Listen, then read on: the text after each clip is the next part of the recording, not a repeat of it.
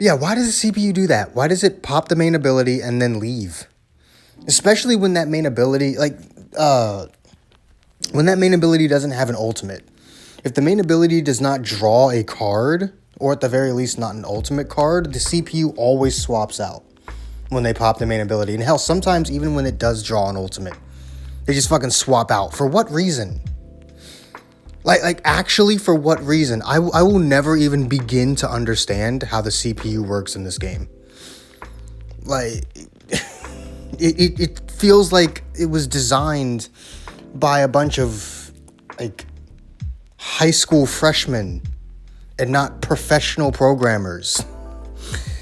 Like, whenever I actually sit down and try and think about how the CPU in Dragon Ball Legends works, it just it hurts my brain. This is not something that looks like it was designed by a multi-billion-dollar company. This looks like something that looks like it was designed in Adobe.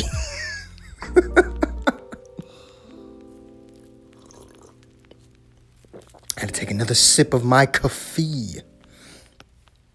Yeah, I've just kind of accepted the fact that I'll never understand how the CPU works, but still doesn't stop me from asking questions from time to time, like, just why? That's usually the question I have too. It's usually just a matter of, why does this work in this way and why does this not work in this way? Like, why doesn't the CPU know how to charge step? So there's the DVD team. There's the team I'm not proud of. The Never Die team that will be coming out. I just need to finish the matches. Where's the fuck? Where's the fuck? Where's my future team? What the hell? Oh, I replaced it with this bullshit. Alright, well, get this fucking hybrid team out of my face. Call this one.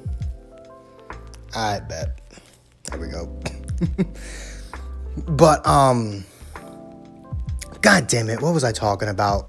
Okay, I actually had to stop my recording and go look at what the last thing I said was before I got mixed up with the teams. But yes, why doesn't the CPU know how to charge step? You would think something so integral to the game would be done by the CPU. You would think something that's such a basic function of Dragon Ball Legends, something that realistically everyone should learn how to do, would just be a natural thing for the CPU. I need both level 6 and 7 souls. That's not going to be fun. Yeah, like sidestepping on strike cards, or even like the pause step thing, charge stepping on blast cards. You would think the CPU would do all of these things so that it can show the player base, how these things are done. You wouldn't even have to mess around with the timing of charge stepping when you're learning how to do it for the first time, because you could just literally watch the CPU do it. The CPU would do it and you would know the timing. It would actually make life a lot easier for people who are trying to learn how to do stuff like that. And I just don't really understand why the CPU doesn't know how to do that. Why does the CPU just go? And why does the CPU perfect vanish everything? I mean, realistically, that's not how you're going to learn how to play the game, right? Because yes, perfect vanish exists in PvP, but not every single time you press any card are you getting perfect vanished, as much as people like me and Rayuden would like to think we are. We definitely are not. It just feels that way because we do get PV'd at least once per match.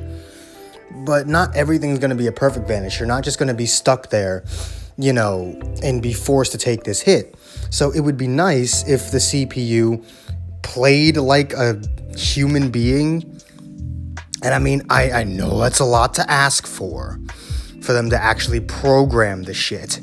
But I don't know, just basic things like sidestepping after I vanish one of their attacks. charge stepping in the middle of blast cards, side stepping for strike cards.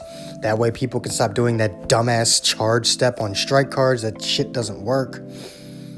Maybe backing up a little bit, just showing some level of programming outside of just react to the player. Because that's all it does. All it does is react to the player. It's the laziest, it's the easiest and laziest programming you can do for a video game. But for some reason, Bandai loves that bullshit.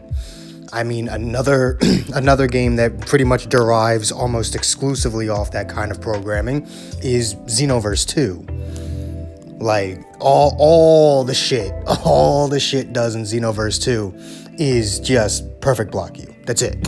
The CPU just does nothing but perfect block you. It's the same principle here, except you're just being perfect vanished. And then once the CPU perfect blocks you, they attack the shit out of you. They just hit you over and over again with no rhyme or reason. No combo structure, no, super at the end. They just hit buttons. They just hit inputs and see what the fuck happens. Usually it's just them mashing square or not even square, triangle. Usually it's just them mashing triangle, right? Dragon Ball FighterZ even kind of has that problem as well. Though most fighting games don't really put any effort into their CPUs because they expect you to be online, not offline. So, I mean, whereas it's still not excusable, I can understand. Because, again, like, ArcSys is sitting there like, what the fuck are you doing offline? You're supposed to be online. Why are we putting literally 10 cents into our offline mode when the entire purpose is for you to be online? But for Dragon Ball Legends, whereas the main focus is PvP, I don't think they should just neglect PvE the way that they do. And the CPU is a very big part of that neglect. So, take another sip.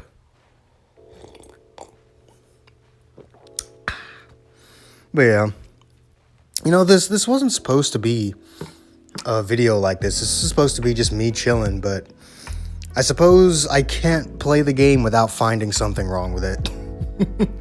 That's just my curse. I'm cursed with negative knowledge. And when I say negative knowledge, I don't mean like less knowledge. I mean like bad knowledge. I'm cursed with the opposite of positive. Whatever. It's fine. It is fine. Though, I suppose, since I actually got a point across in this video, we can end it here. So yeah.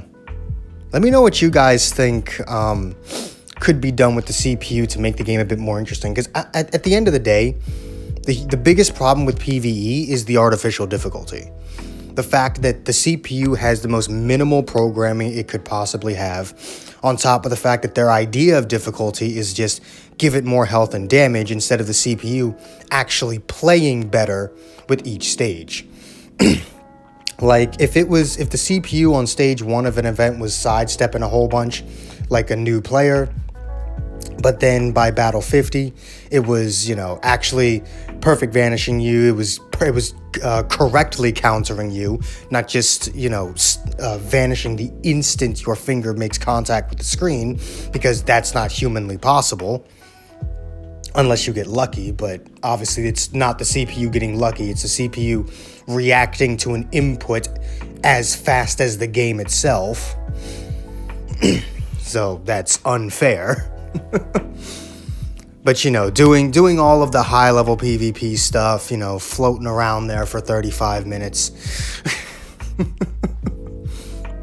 don't know. It would just be a lot better. It'd be a lot more fun. And it'd be a lot less frustrating if you could actually not only, enjoy the experience, but also actually learn how to play the game through playing the game. Because Dragon Ball Legends has this very weird thing where it doesn't actually teach you a goddamn thing. Like, it doesn't. Dragon Ball Legends does not teach you a goddamn thing when it comes to actually, the intricate mechanics of the game. It does not tell you a fucking thing. There is no aspect of this game that tells you about charge stepping. There's no aspect of this game that tells you about sidestepping during your combos. There's no aspect of this game that gives you tips on how to restore your vanish gauge faster. Which, by the way, moving forward, for anyone who doesn't know, moving forward, like floating forward, restores your vanish gauge faster. Which is funny because moving backwards depletes it. But moving forward fills it faster. I bet a lot of people didn't even know that. Because the game doesn't fucking tell you that. This game, you know what? I'm just gonna get out of here before I go on a whole ass rant. Let me know what you guys think of everything I said in the comments below, and yeah, I'm gonna get out of here. Screw my long ass intro. Peace. Or outro. Damn.